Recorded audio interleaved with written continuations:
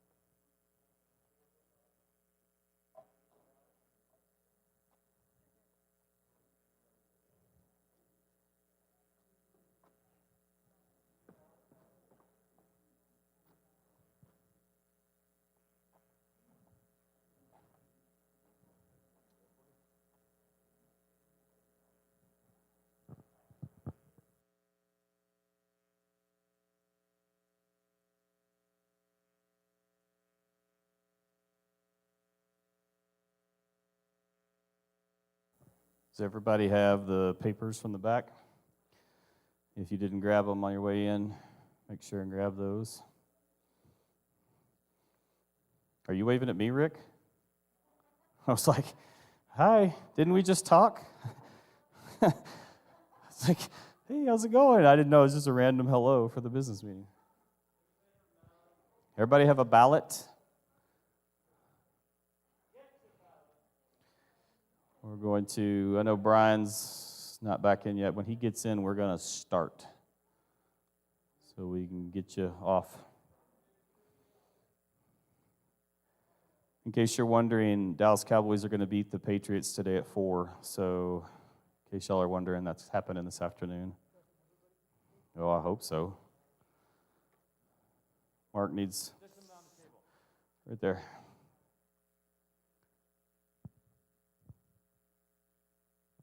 If you're in the foyer and you want to come to this meeting, come to this meeting. Pronto.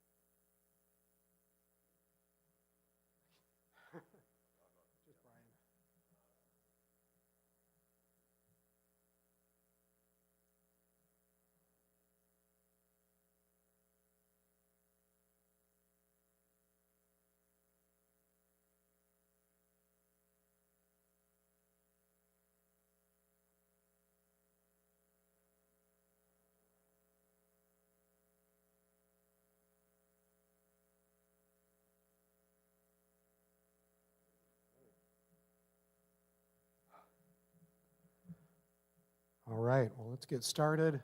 When the search committee met to divvy up tasks, Joel took up a lot of them, but for some reason he didn't want to be the moderator of business meetings, so I got that one. So, yeah, I don't know what that is about. Anyway, so let me get us started with a short scripture reading, and then we'll be called to order. This is from Luke chapter 16, starting in verse 10. He who is faithful in very little thing is faithful also in much, and he who is unrighteous in a very little thing is unrighteous also in much. If therefore you have not been faithful in the use of unrighteous mammon, who will entrust the true riches to you? And if you have not been faithful in the use of that which is another's, who will give you that which is your own? No servant can serve two masters, for either he will hate the one and love the other, or else he will hold to one and despise the other. You cannot serve God and mammon. Just something I encountered in my reading this morning. So that will be called to order. All right, so first order of business is approval of the prior business meeting minutes. You shall all have picked up a copy of that. You may or may not have noticed one side has the quarterly business meeting, the other side has the 2 special business meeting minutes that have happened since then. So does anybody have any corrections from any of those minutes? Okay, if there is no objection, then the meetings will stand as presented. All right, next up is Deacon Election. We have 4 nominees that have accepted nominations. Lauren Frostad, Susie Johnson, Dean Nelson, and Sue Nelson. So standard process is we vote on those, so you should all have a ballot, and you can simply check off all of those you approve of. And I don't know, you can vote for all four. Yeah, so vote early and often.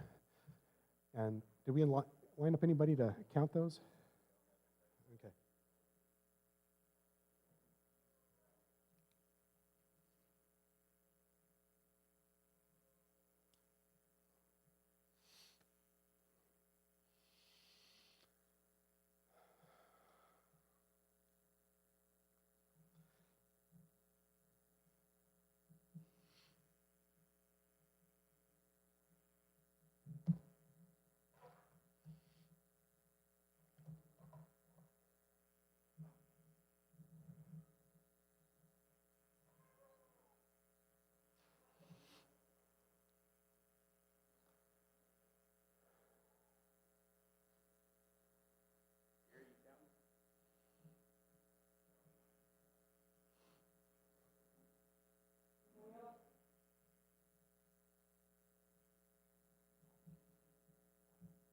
All right, we should have those results in a moment. In the meantime, I'll move on with the financial update.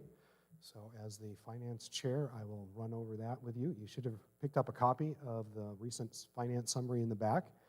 And I'm sure most of you have been watching in the bulletin, seeing that we're behind on giving and wondering what that means. And it's kind of a mixed bag of things. We're still in an operating fund surplus. Our income has continued to exceed expenses this year. So we're actually doing just fine financially for now. Budget planning for next year is going to be a little bit interesting, given that our giving has been down. We'll probably have to plan for a slightly smaller budget yet next year. We will go into next year in a surplus state, so that'll make it a little easier. But in the long run, we're going to need to see our giving start picking back up, right? But we should, we're in a good position right now. We should be good for the next year. But in the long run, we need to watch out, right? Because, to be honest, we're overstaffed given our budget and our attendance. So we'll just need to watch that, all right? A couple other things to note. You'll notice designated funds. We still have a lot of money in designated funds, $158,000 at this point. We started the year with almost $300,000 in designated funds. So we have used a lot of that money, $140,000 we've used out of that this year. So that's been good. That's been a lot of improvements and different activities around the church. So I'm happy to see us using those funds. All right. Any questions about any of the finances? Yes, Bonnie.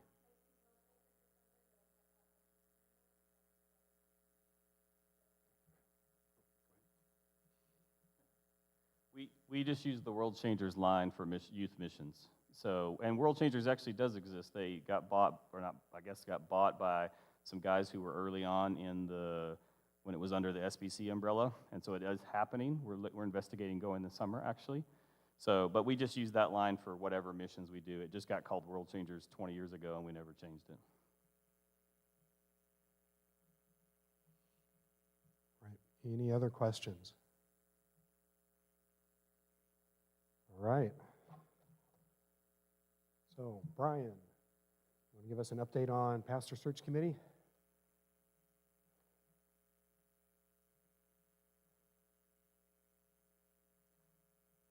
So you guys heard, probably if you were here during service, just kind of a general update from the Pastor Search Committee that Bob has given us some resources to look through, and we've gone ahead and decided to utilize some of those, and that is just two different questionnaires that we've kind of edited based off of this church and based off the time we're in.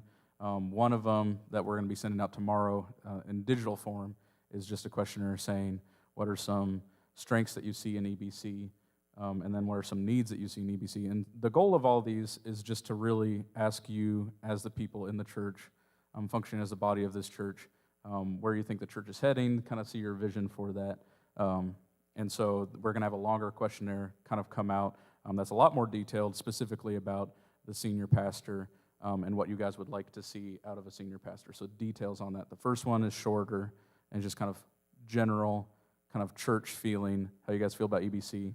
The latter one is going to be more detailed on what you would like us to search for. This is just feedback. This is not binding. I want to make that pretty clear, is that if you give your opinion, somebody else is probably going to give a different opinion, but we want to be aware of those things as we move forward prayerfully with this. The other thing is that Joel, I can see this. Okay, yeah. So Joel is going to be applying for the position, and so what we're looking at and have decided is that when Joel, he's going to step off the committee, when that happens, it would be a bad idea to have him on the committee searching for himself or somebody. Yeah. So the search committee has decided that Nikki is going to be the next staff member to step on that. So she is attending in a listening capacity right now as we kind of get some of the basic functioning stuff down. But it's going really well. I mentioned earlier during service that we are taking it slow. I don't want that to make you nervous because we're not wasting time, but it's really important that we be prayerful about this. And so that's kind of our goal with this, is to just take it step by step, figure out the basics, make sure we're being prayerful. So, all right.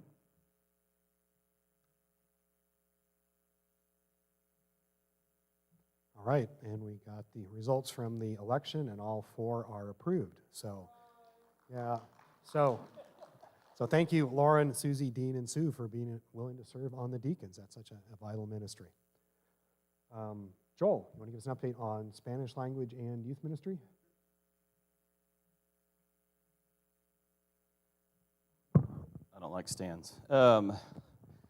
So in terms of Spanish language ministry, it's going really well. If you haven't heard, Pastor Jimmy is planning on moving to Pullman. I don't know how we actually got away with that, but I'm glad we did, because I think it's going to be good to have him here on the field. So I didn't really get, honestly, very much information from Terry, because he mostly dealt with them, and so we're sort of working through, they're having to get me up to speed on some things. But we will be proposing in the 2022 budget some sort of significant funding for Jimmy. Right now, we pay him $300 a week. Like, I don't know if you've been in Pullman lately, but you can't live in Pullman for $300 a week. So there will be, we don't know exactly what that is because we're kind of looking at our current giving, and some things like that. But again, that should be a challenge to us. Do we believe that this is important? If it is, then we need to figure out how to fund it, right? And so we're gonna work on that, and I'll be working with Jimmy and his supervisor through the Northwest Baptist Convention, of course, is Ivan. And so when that budget rolls around, you'll see what we're proposing in there. But they're doing good, and they've seen new people come, and we've had some of the Spanish-speaking service attendees are volunteering, like in the nursery and other places. So it's great. It's exactly what we would like and want, and we so love having all of us in the building at the same time. So it's great. Take off that hat. Put on the youth pastor hat. Youth group's going well. I mean, COVID was hard for us. If you look around the church on a Sunday morning, you can see there's a lot of empty seats. There's a lot of empty seats at youth group too. And we sort of get a double whammy because I'm not a school employee, so I'm not allowed in the school. So like I usually volunteer at the middle school a couple days a week. I'm not allowed to do that right now. I sort of cheat with photography club because they sometimes go outside and take pictures so that I can be there. But when the weather changes, that won't happen so much. And so we haven't met a lot of new kids because it's just been harder to meet kids. I mean, for a year they were at home, right?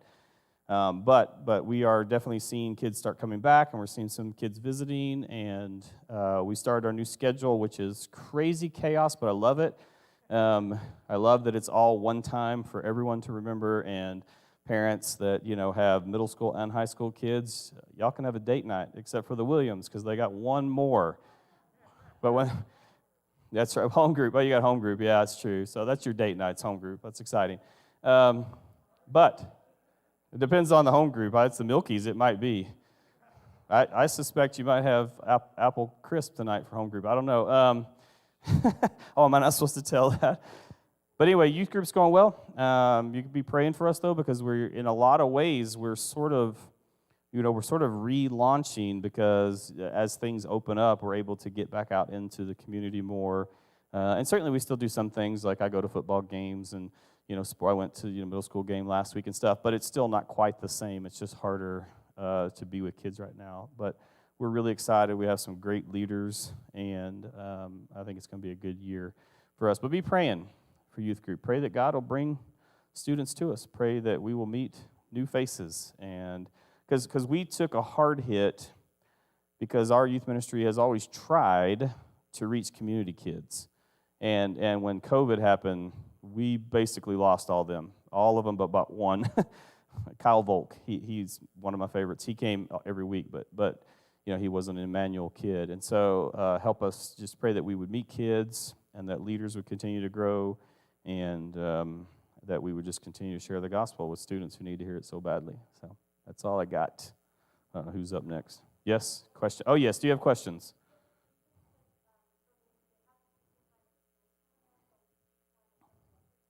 No. Let me tell you, if when they built this building, if they had put the youth center not under the fellowship hall, this would have been easy. But I will describe to you. We show up at 5 and we eat dinner. Then at 5:30, the high school plays games in the fellowship hall. The middle school gets their lesson in the choir room. Then at 6 o'clock, the middle school and the high school are together for announcements and any sort of fun stuff we do. Then the middle school leaves and they go to the choir room and they do sort of like a small group. We call it digging in. It's just a little more like interactive. The high school stays in the youth center for their lesson. Then at 6:45, the high school goes to the choir room for their digging in. Middle school goes to the fellowship hall for games, and then we all go home and wonder why we did it in the first place. But it's because the fellowship hall is directly over the youth center, and I know Awana does it, but let me tell you, the Awana kids hate it because I tried to get them to stay in, and they were like, no, it's awful every week, so we go to the choir room. But anyway, that's how the schedule looks. So they're only together for that part, that the announcements, and we do a thing called a challenge where we bring them up on stage and they compete. We do stuff like that. They're together for that because it seemed appropriate. Any other questions about youth group? Yep.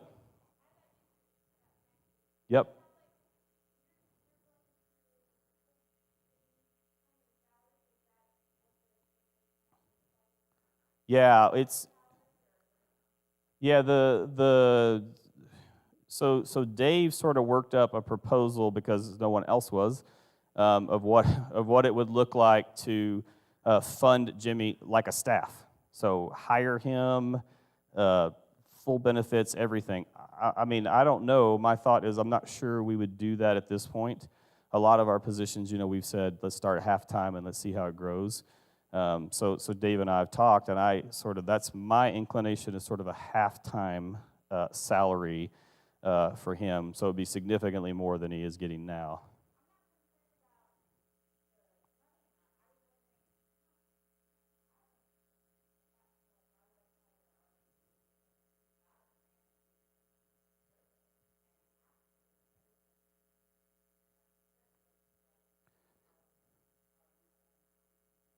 Do we have anything on the website? I thought we did. Do we not?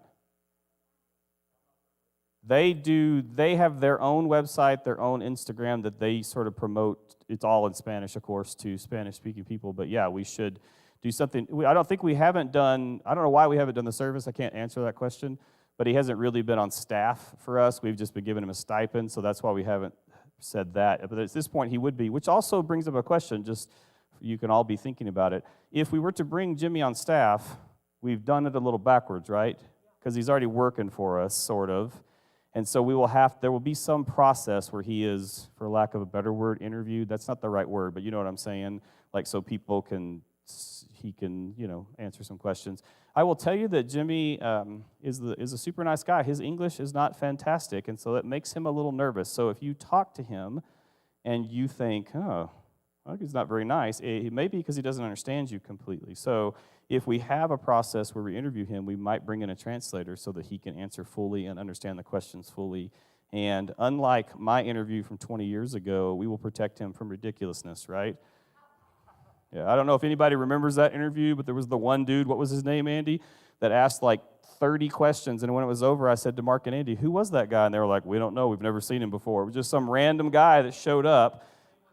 Yes, it was Lance. That was his name. Thank you. I couldn't remember it because he stayed around Pullman a while. It was his first Sunday. So we're not going to do that to Jimmy, just to be clear. But I don't know why it's not on the website. We'll look at that. Maybe we can link a link to there. Instagram or website, we can make that happen. Any other questions about that or about youth? Yep.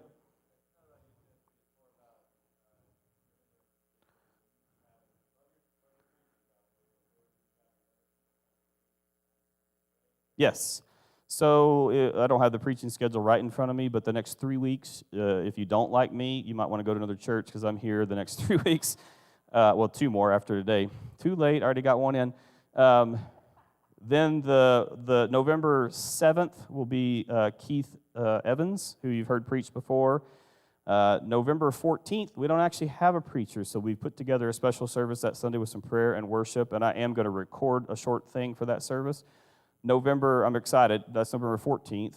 November 21st, Jordan Bradley is coming to preach. I'm very excited for that. If you don't know Jordan Bradley, he was Pastor Mark's son. He's a youth pastor in Gresham. I asked him to come and preach for us. He's coming. And then Andy's doing Christmas Eve, and Keith Evans is coming back in December. So, yeah, we're dividing it up. But that's why it's out of order, because as soon as Terry announced that he was leaving, I started scheduling people, and then schedules all changed. And I didn't want to, Jordan's traveling over from Gresham. I didn't want to mess with him. I'm like, you just keep that week. We'll shift the sermons around.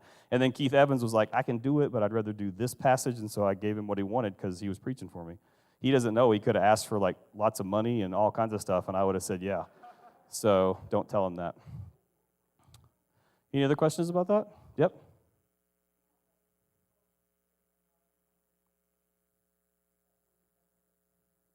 Well, we have Andy. He's preaching on the 24th, and I've asked a couple other people, and they're just trying to work out schedules. I don't know, Chris, they're pointing at you. Are you preaching for us?